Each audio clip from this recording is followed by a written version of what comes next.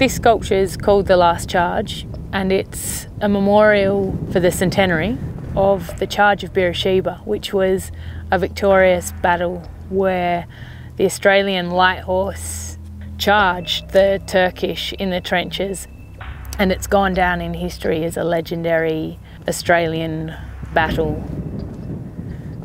There's 8 horses in this sculpture. Initially I wanted to make the 800 that was in the charge.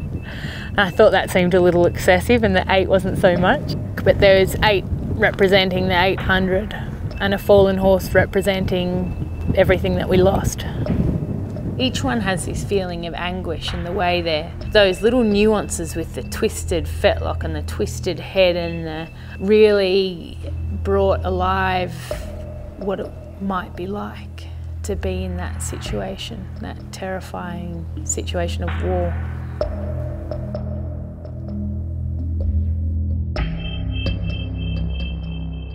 Often my sculptures have a dark undertone or a dark twist to them, which comes like, for horses for me are much more than this power and grace and beauty. You know, they're also, it's about destruction, it's about death, it's about darkness, it's about pushing beyond your limits.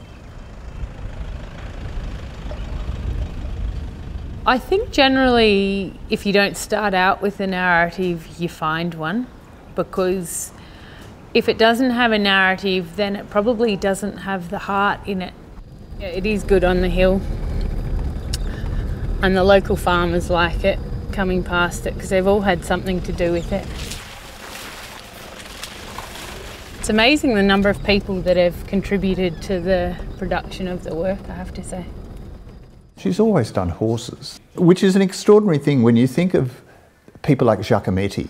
You know, all he did with thin people, whereas Harry's done horses. And what the amazing ways she can actually, working with this very small focus on her work, and yet the wealth and the beauty that she brings to it is, it's a real talent doing what she's actually doing. Oh. We better get the dogs out. Come, bed. Mate, come on, quick. I wanted it to feel like that you were being charged over the top of, like a full cavalry charge, which you get more of that feeling from down the hill a little bit. I also consider them all to have their own personalities, like the men. Incredible sense of movement, it's beautiful. The movement is so great, Harry, and the density of it all. And how do you create the chaos of war, I suppose, is something that I was looking at. How does it stop being a beautiful, like an athletic example of a horse, and show that sense of terror that they would have been feeling? But the inspiration that came from your relative who was actually in this The last charge. Yeah, well, he was in this charge, the Battle of Beersheba, my great uncle Alf. He would have been riding one of these animals.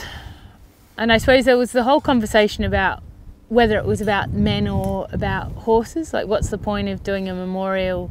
I mean, there is a point of doing a memorial to the horse, because the two were so inextricably linked, weren't they? The archetypal relationship of the man and the horse.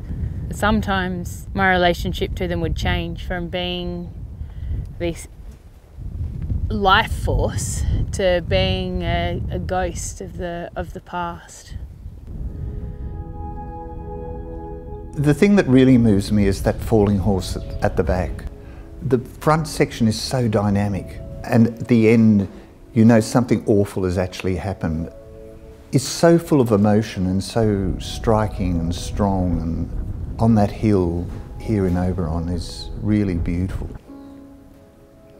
I suppose the more I investigated it, the idea of this dissonance and this real frenetic energy came into play, and that The sculpture would embody the chaos of war and the destruction. What it would have been like to have been in a cavalry charge and have bloody bombs blowing up beside you and bayonets on the end of your rifle, and how you fought and how you handled these animals and what the men emotionally went through. I started with pencil on paper and tried to work out what it was that I wanted to indicate. And this was how to indicate the horse falling, what a horse would look like if it was on the ground struggling. So interestingly, I started with the falling horse. Again, this is a horse falling over backwards with a rider on board. What direction does it move? How does it fall? I have always drawn. I've always had a sketchbook, and I did 3-unit art at school and spent all day Thursday in the art rooms, including lunchtime. You know, as much time as I could get there I'd have. And I always had this love for horses. I suppose it was an escape, really. And when I left school, I started riding horses full-time and studying. I was studying design at College of Fine Arts, and I would go back to the art whenever I was injured or broken or having time out. I would draw and make these paintings. And it was a very full-on existence. I was a 3-day eventer. I had a team of 3-day eventers. It's an Olympic discipline with the dressage, the cross country and the show jumping. And then I had this fall.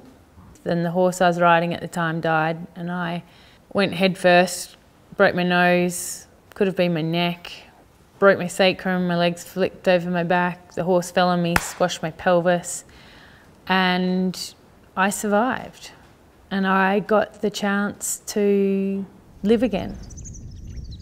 I recovered in Sydney with Mum, and all my friends would come around, and they're all artists, designers and musicians, and it just evolved that slowly I started to develop this identity. I think it takes a long time to develop the identity as an artist, but the want to embody that creative self. This is how it all begins. This is one of my favourite pieces, which is the plate horse up the top there. Rear owner galloper. The dead horse, who fits at the back.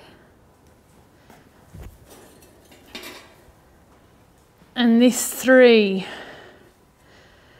which they've all changed rather radically once they become full scale. But this is how I started. These are a fast study to see how my idea might have translated to space, how it might work, what it might look like.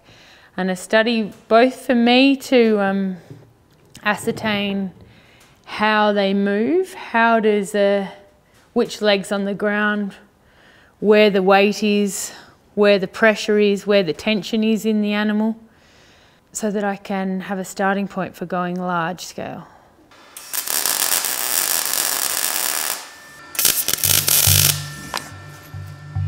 It's quite a challenge. Like when I start building something, I think, oh God, how do I do this? I don't know how I do this, you know. But the reason that you do it is at some point in the process, there's this moment of elation where you get excited and you're building something and you can start to see it, and you suddenly think, oh my God, there it is, it's coming. Which can be pretty quick, that little moment of euphoria that you're looking for, and then it's a slug to get the work finished. The work has come from an emotional statement.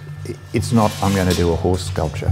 It's about talking about the tragedy of war, and the fact that those horses never came back to this country is really moving. And I think it's full of an emotional thing, just as all great sculpture is filled with emotion. You look at, people like Boudel and like Rodin, and there is, at the core of their work is emotion. It's really tragic because it's all about the archetypal relationship between man and horse, the fact that they both were in the desert and they relied on each other for survival, and the horse couldn't survive without the man and the man couldn't survive without the horse, and they have this beautiful partnership. And they all dreamt of going home, riding their horses down the main street in the parades, and this animal that's their soulmate is... And then they weren't allowed to bring them home. Only one horse came home, and they were either going to be sold in Egypt or destroyed. What are you doing? Harry is such an extraordinary talent and presence out here, and I think one of the great things about people like Harry and people like Mandy Martin who are working in regional Australia, it just shows the strength that you don't need to base your career in the city. You can base it out here in the country, and it becomes all the more powerful for doing that. It's a privilege to be an artist. It's an amazing way to experience the world. I think it's Catherine Del Barton that said, you don't do it because you want to, you do it because you have to. And I really feel like I'm a better person in the world when I make things.